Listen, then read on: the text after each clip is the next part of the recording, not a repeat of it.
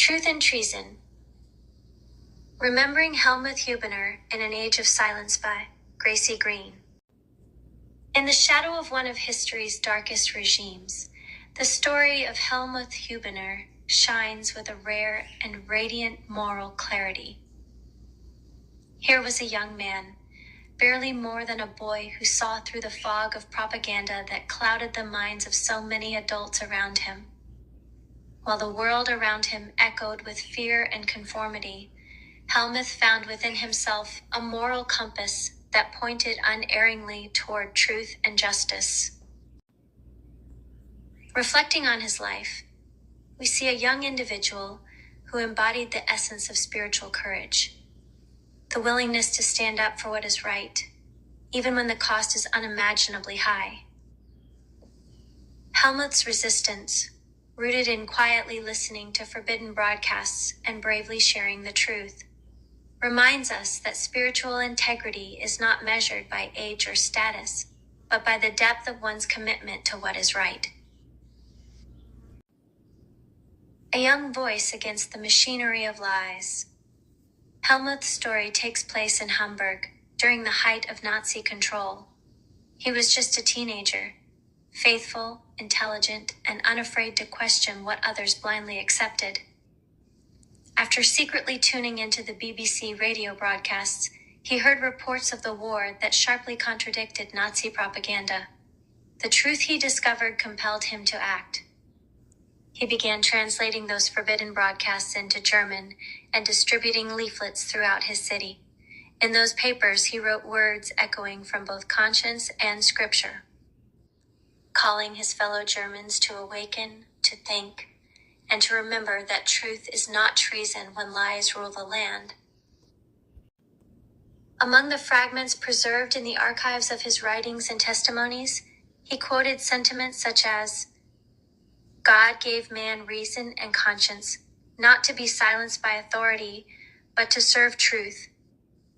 And from a banned British broadcast, "The day will come when every man must answer for what he believed and what he ignored."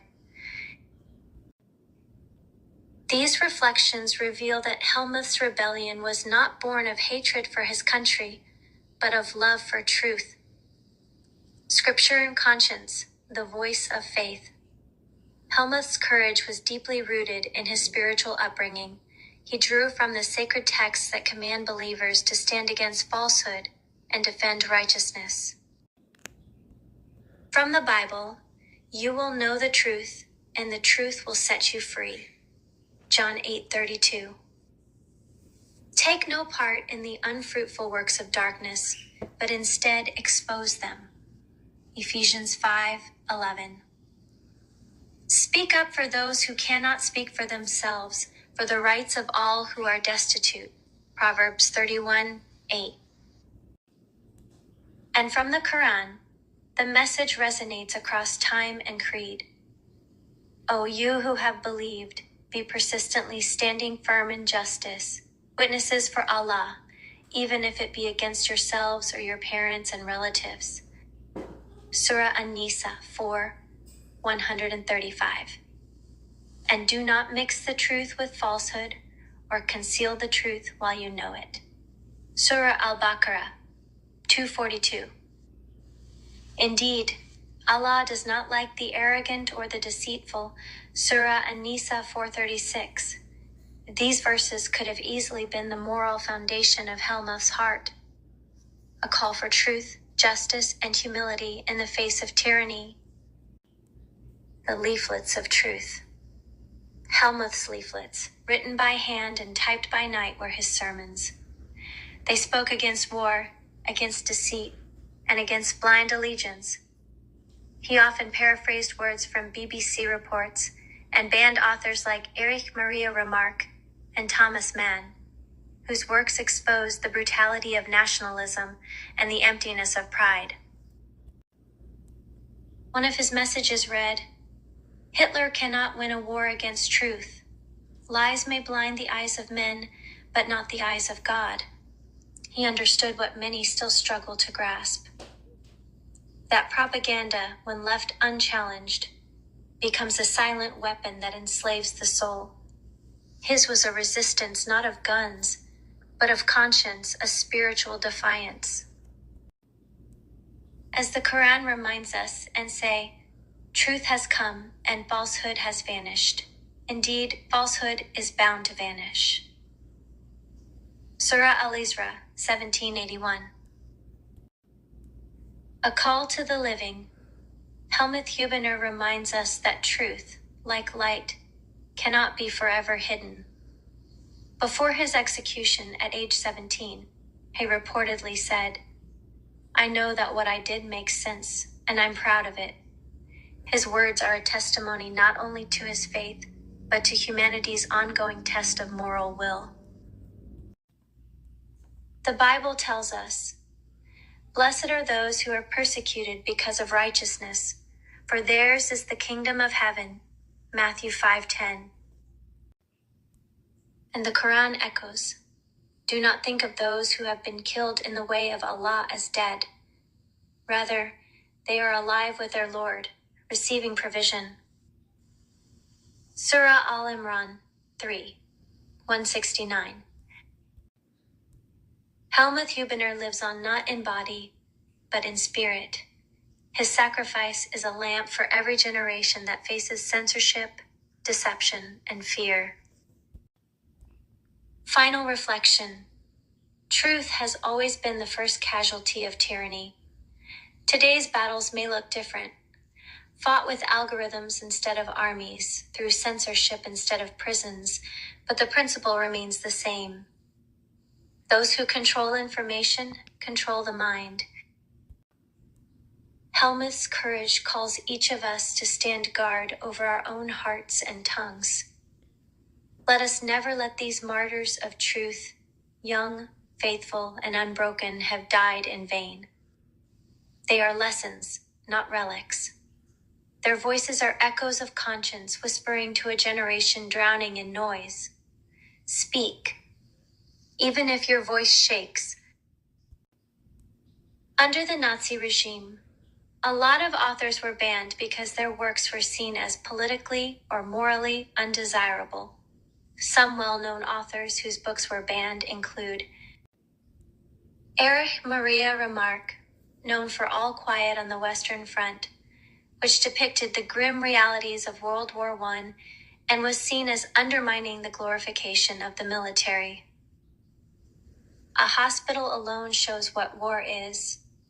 This kind of quote reflected the stark reality of war, which would have been something Helmuth wanted people to recognize beyond propaganda. Thomas Mann, a Nobel Prize-winning author, whose works and open criticism of the Nazis made him a target. Tolerance becomes a crime when applied to evil. Man's emphasis on moral responsibility would resonate with Helmuth's own sense of standing up against the regime.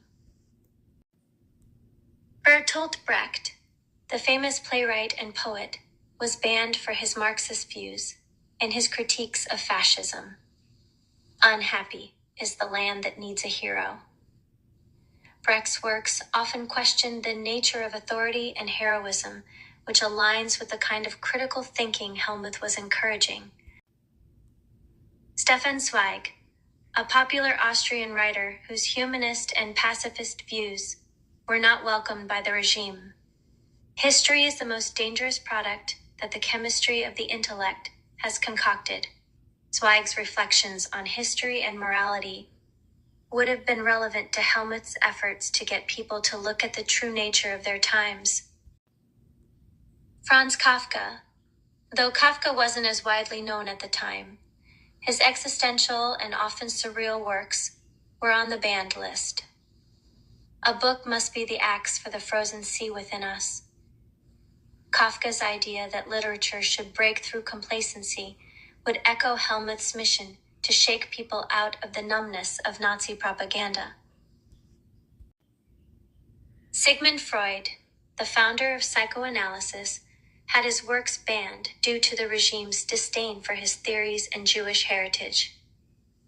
These are just a few examples, capturing the spirit of the banned authors and the kind of intellectual resistance Helmuth was tapping into through the broader banned literature of the time.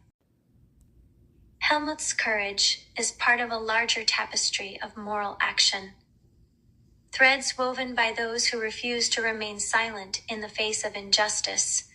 His voice, though silenced by tyranny, continues to echo through history as a reminder that truth cannot be chained. In every age, God raises hearts like his young, pure, and steadfast to remind the world that light shines brightest when darkness tries to reign. Dietrich Bonhoeffer, another anti-Nazi dissident. Silence in the face of evil is itself evil. God will not hold us guiltless. Not to speak is to speak. Not to act is to act. This quote aligns beautifully with Helmuth's belief that he couldn't remain silent in the face of injustice. Anne Frank, though younger and in a different context, still from the era, how wonderful it is that nobody need wait a single moment before starting to improve the world. This quote highlights the power of youth and immediate action, much like Helmuth's own courage at a young age. Mahatma Gandhi, you may never know what results come of your actions, but if you do nothing, there will be no results. This can emphasize the importance of Helmuth's willingness to act even when the outcome was uncertain. Martin Luther King Jr., though later his words reflect universal truths. The time is always right to do what is right. This underscores the moral imperative that Helmuth followed, acting on his conscience regardless of the risk. As the Quran says, "And do not mix the truth with falsehood or conceal the truth while you know it." Quran 2:42. And as Jesus said in the Gospel, "You will know the truth, and the truth will set you free." John 8:32. I invite you to reflect on your own life. What small acts of courage can you take today to stand for what you believe is right? May we too have the courage to stand firm, to speak truth with love, and to honor those who gave their lives so that freedom of thought and faith may endure. Angel Studios, Faith in a Fallen World. Truth and Treason is brought to life by Angel Studios, founded by four brothers Neil, Jeffrey, Jordan, and Daniel Harmon, and their cousin Benton Crane. Their mission is clear: to honor God through art, to defend truth, and to restore moral value in a world that seems upside down. In an era when censorship reigns and truth is buried under layers of political and digital control, this film arrives as both a warning and a mirror. Capturing the true story of Helmuth Günther Guddat Hübener, a 17-year-old German who dared to stand against Adolf Hitler's propaganda with nothing more than his conscience, a typewriter, and an unwavering faith in God. This film isn't just history, it's a mirror for today. In an era of censorship and controlled narratives, Helmuth's voice reminds us that silence in the face of lies is also a form of surrender. His story calls us to protect truth with the same conviction he showed, not with anger, but with courage and faith. Truth and Treason isn't just a movie to watch, it's a message to remember. The Harmon brothers and their cousin continues to produce inspirational, family-friendly films rooted in faith and moral purpose. From The Chosen to Sound of Freedom and now Truth and Treason, their mission is to honor God through storytelling and to bring light into a darkened world. Those who know me know that I do not watch television or movies. I care little for pop culture and have no interest in the noise of secular entertainment. I've long boycotted most major corporations, choosing instead to support only those whose work reflects integrity and moral purpose. So for me to recommend a film and a production company should speak volumes. Truth and Treason and Angel Studios are rare examples of art that uplift rather than corrupt, that inspire reflection rather than distraction. This film stirred something sacred within me. A reminder that truth is not entertainment, it's enlightenment. And in times like these, that matters more than ever. Thank you for listening. I won't end with my usual long close this time, since I wanted to leave room for my review and keep the video short. Please don't forget to like and subscribe. It really helps push the algorithm so more people can see this message. And please, share it on every platform you have. This film carries an important truth that everyone should see. Assalamu alaikum. Peace and blessings be with you always, and remember, the only true religion is the religion of truth. Love always, Graycie.